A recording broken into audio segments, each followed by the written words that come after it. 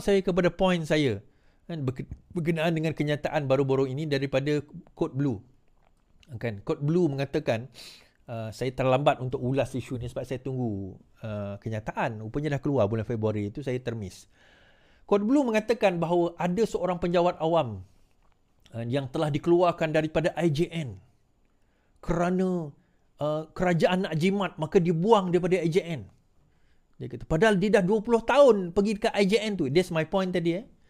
That's my point. Dia pesara, dia kata 20 tahun dia dekat IJN. Tiba-tiba dia kena buang, tak boleh masuk IJN dah. Dia kata, ini adalah satu penindasan sebab nak jimat dan sebagainya. Baik. Pertama, memang betul nak jimat. Tapi kedua, sebenarnya kita nak memberikan hak yang betul kepada orang yang betul-betul memerlukan. Oh, jadi kau kata pakcik tu tak perlu kan, Is? Okey.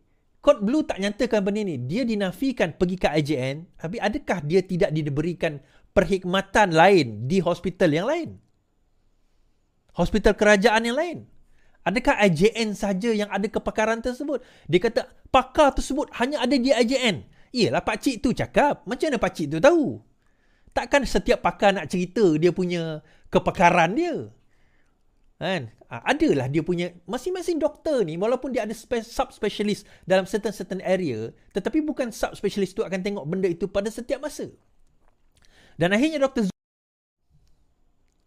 discharge penjawat awam, pesara stabil supaya yang lebih serius dapat ke IJN. Menteri Kesihatan Dr. Zulkifli menafikan dakwaan kononnya IJN telah mendischarge keluar semua penjawat awam dan pesara sebagai sebahagian daripada langkah mengurangkan kos. Semalam, portal berita kesihatan Code Blue menerbitkan surat daripada seorang pesara yang tidak dinamakan yang mendakwa dikeluarkan dari IJN setelah menerima penjagaan rapi. Penulis mendakwa dia diberitahu oleh doktor di institusi jantung itu bahawa mereka mengikut arahan Kementerian Kesihatan supaya penjawat awam dan pesara dibenarkan keluar ke pusat jantung kerajaan. Ini bukan kali pertama. Dan yang terakhir, saya akan memberikan respon kepada isu berulang ini. IJN dan KKM telah pun mempunyai hubungan kerja yang baik walaupun selepas pengkorporatan IJN. Sejak sekian lama, KKM telah merujuk kes-kes kompleks dan pesakit jantung kritikal ke IJN dan terutamanya untuk mengurangkan kesesakan dan masa menunggu yang lama pusat jantung KKM, contohnya di Serdang. Kami mempunyai 10 hospital yang mempunyai perkhidmatan kardiologi dan 7 termasuk mempunyai perkhidmatan surgical cardiothoracic. KKM membayar kepada IJN untuk setiap pesakit yang dirujuk kepada IJN menggunakan pembiayaan tahunan persekutuan yang diterima daripada MOF. Justru katanya, bagi memastikan lebih ramai pesakit boleh dirujuk ke IJN, pesakit dibenarkan discharge setelah keadaan yang stabil ke pusat jantung KKM yang lain. Dr. Zul juga melampirkan kenyataan KKM dalam hantarannya menjelaskan bahawa pesakit yang dirujuk tersebut terus dipantau selama 6 bulan hingga 1 tahun jika mereka adalah dewasa dan 1 hingga 2 tahun jika mereka adalah kanak-kanak. Pendekatan strategi ini membolehkan kira-kira 4,000 pesakit baru dirujuk ke IJN setiap tahun dan memaksimumkan keberkesanan kos. Menteri juga menjaminan pusat jantung KKM diurus oleh pakar kardiologi dan pakar bedah kardiothoracic yang bereputasi dan bertauliah. Yang penting, KKM akan terus memastikan penjagaan dan keselamatan. Baik. Pertama sekali, IJN tu milik siapa? IJN ini milik sebuah syarikat yang dimiliki oleh MOF, 100%. Cuma, IJN beroperasi sebagai satu badan corporate. Erti kata charges dia bukan charge hospital kerajaan. Charges IJN bukan charge hospital kerajaan. Charge dia, charge hospital biasa. Arti kata kalau open heart surgery 60,000, 80,000, 100,000 dan sebagainya. Kalau stand 20,000, 30,000 itu normal. Okay, so dia akan operate macam biasa. Cuma kelebihan IJN adalah mereka kerana dana yang dia ada itu mereka boleh hire subspecialist, specialist dan subspecialist, pakar dan juga sub pakar yang lebih yang lebih pakar lah kita katakan di dalam IJN. Itu kelebihan yang mereka ada. Baik. Namun begitu, kita kena faham bahawa bila contohnya macam pesara itu dia dah dibedah, okay, dia dah melalui operasi dan sebagainya, so dia tak perlu lagi pergi kepada IJN yang IJN tu. Dia akan dihantar ke hospital KKM biasa yang Dr. Zul sebut tadi. Ada 10 hospital yang ada cardiologist. Okay, di negara kita ada pakar-pakar tersebut, di mana dia pemantauan dewasa ni 6 bulan sehingga ke setahun. So dia ada proses pemantauan tersebut. Okay. So, proses pemantauan ini pun, kadang yang jaga ataupun yang pantau tu pun, bukannya doktor-doktor biasa juga, kardiologis juga. Dan mereka berinteraksi dengan IJN kalau sekiranya ada complication. Kalau kita tahu, takkan kita nak terangkan semua prosedur-prosedur di dalam hospital, tetapi itu yang berlaku lah. So, why is that important? Kenapa perkara ini important? So that, bila kita dah discharge kan, mereka yang daripada IJN, so ada ruang baru untuk pesakit baru pula masuk. Kalau tidak, nak kena queue dekat IJN tu sampai 2-3 bulan. So, dah baik, dah elok, dah bedah sebagainya, maka diturunkanlah ke ward biasa, which is ke hospital biasa. Fair lah perkara tersebut. Dan ini dijawab juga oleh KJ. KJ juga. IJN discharge penjawat awam, Khairi setuju penjelasan KKM. Bekas Menteri Kesihatan Khairi setuju dengan penjelasan KKM berhubung isu penyakit jantung yang dikeluarkan atau discharge dari IJN untuk dihantar ke rawatan pusat jantung di hospital kerajaan. Menerusi rakaman podcast Keluar Sekejap, Khairi berkata pesakit yang berada dalam keadaan stabil akan didischarge dari IJN untuk rawatan susulan di hospital kerajaan. Apa yang KKM menjelaskan ialah apabila mereka iaitu pesakit berada dalam keadaan stabil, pesakit akan didischarge untuk dihantar kepada hospital kerajaan. Kita fahamlah, mungkin kos di IJN ni agak tinggi. Apabila sudah stabil, doktor akan pakar kardiologi, yakin pesakit itu boleh dirawat di hospital lain, maka mereka dihantar untuk diletakkan di bawah penjagaan hospital kerajaan. Saya rasa okeylah jawab KJ dalam isu tersebut. Sebab apa tuan-tuan, dalam kes pesara-pesara awam ni, bila mereka dihantar ke IJN, dia nampak murah lah sebab yang membayar kos tersebut adalah MOF, adalah kerajaan.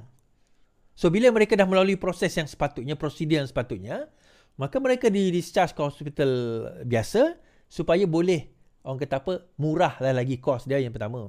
Kedua, daripada segi, orang kata mereka berada di situ sebagai pemantauan.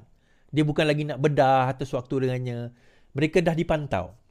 So that pesakit baru pula boleh kita bawa masuk ke dalam IJN. Dan bagi saya itu fair. Kan, itu fair. Bagi saya that's fair. Tapi balik juga kepada isu, abang kata, kepada cerita KWSP tadi. This is what I mean. Now, open heart surgery saja tuan-tuan. Tuan-tuan boleh betulkan kalau saya silap lah. Yang mana open heart 60,000 to 100,000 tak lagi. Kalau tebuk tu bolehlah murah sikit. Kalau stand mungkin dalam 15,000, 20,000. Satu stand. Kan? Itu kos. Belum kita cerita hospitalization. Belum kita cerita. Sebab itu sementara kita muda ni. Yang pertama, jangan ambil gula atau ambil alternatif kepada gula. Yang kedua, dah berhenti merokok. Ini saya nak cerita menurut kajian. Siapa yang berbawah 35 tahun yang berhenti merokok, risiko untuk sakit jantung dan juga kanser semakin drastik berkurangan. Atas 35 ni payah sikit. Tapi bukan kata mustahil. Payah sikit. Tetapi, cubalah berhenti. Kan? Kalau tak boleh juga berhenti, klinik-klinik kesihatan di tempat kita ada menawarkan pakej berhenti merokok. Tuan-tuan bolehlah pergi, tuan-tuan perempuan boleh pergi dan apa orang kata, dan go for it lah. Satu lagi antara pembunuh terbesar di dalam negara kita di kalangan wanita sekarang ini, the number one killer is no longer cancer. It's actually jantung. Actually sakit jantung. So quite alarming juga even untuk wanita sekalipun. So alarming untuk wanita. Alright, penganjur perarakan wanita dakwa polis enggan terima notis perhimpunan. Jawatan Kuasa Penganjuran Women's March Malaysia 2024 mengecam polis yang didakwa enggan menerima notis yang dihantar melalui Akta Perhimpunan Aman 2012 untuk acara itu. Jawatan Kuasa itu berkata pihaknya telah berusaha 4 kali pada 2 dan 3 Mac untuk menyerahkan notis kepada polis tetapi gagal. Pada Jumaat 1 Mac, 3 perjumpaan dibuat untuk memberi makluman kepada polis berkenaan perarakan yang kami terima di Kuala Lumpur. Perjumpaan pertama dibuat oleh seorang ahli jawatan kuasa pada pagi di IPD Dan Wangi. Dokumen kami dilihat oleh seorang pegawai di Dan Wangi namun dia enggan mengecop secara rasmi katanya. Pada hari yang sama, jawatan kuasa WMMY lagi 2 lagi percubaan dibuat menerusi kurier yang diamankan kepada IBD Dan Wangi namun polis enggan menerima notis tersebut. Semalam pula mereka berkata peguam telah ke bilik polis Dan Wangi sekali lagi untuk menyerahkan notis itu tetapi juga tidak diterima. Jawatan kuasa tersebut menegaskan perkara 10 Perlembagaan Persekutuan jelas menyatakan setiap warga ada hak terhadap kebebasan bersuara dan semua warga berhak untuk berhimpun. Jawatankuasa telah mencuba semua langkah untuk memaklumkan kepada pihak berkuasa bertanggungjawab dan mematuhi peraturan yang ditetapkan sebelum perarakan. Esok adalah hari terakhir untuk kami serahkan notis. Satu percubaan terakhir akan dibuat oleh kami dan peguam di IPD Dan Wangi. Permit tidak diperlukan untuk perhimpunan setelah Akta Perhimpunan 2012 diwartakan bagi mengganti Seksyen Akta Polis. Seksyen 91 mengatakan penganjur perlu memaklumkan pegawai bertanggungjawab dalam daerah polis di mana perhimpunan akan diadakan 5 hari sebelum perhimpunan tersebut diadakan. Saya tak faham sebenarnya kan, kenapa polis, kalau benar dakwaan Women's March tersebut, kenapa polis enggan terima notis yang diberikan.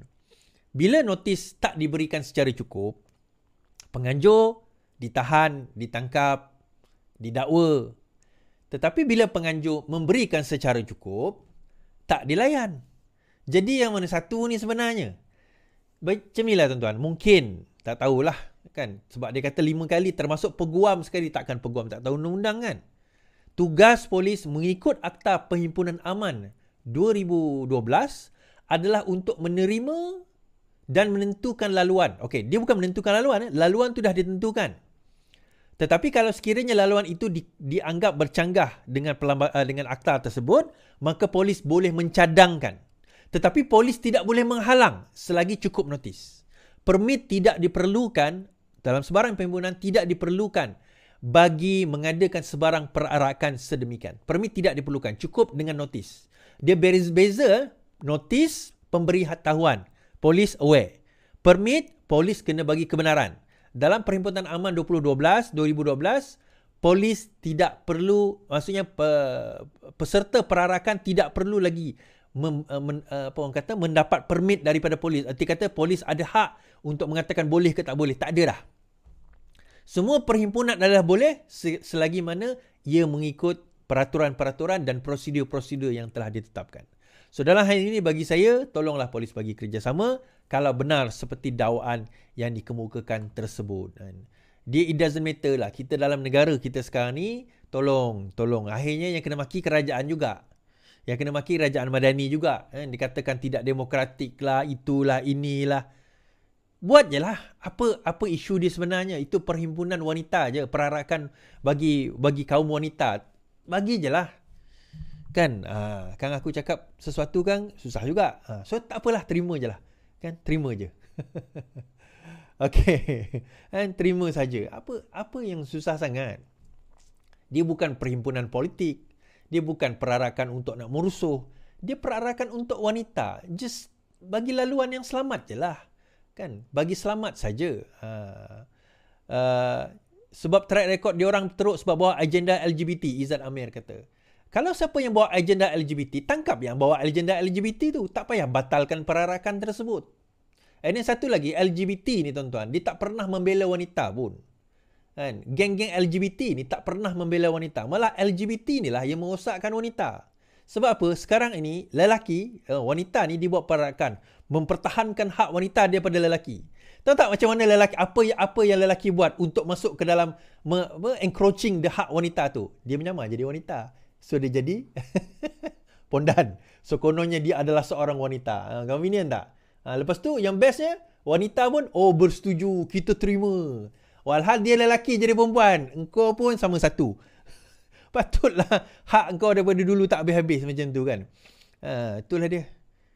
Malah nak marah bab ni lah, panjang lah ceritanya. Terutama geng-geng liberal yang tak faham benda ni. Sebenarnya benda itu merosakkan wanita lebih banyak daripada memberi kekuatan kepada wanita. Okay, habis sampai situ. Alright, habis dekat situ. Okay.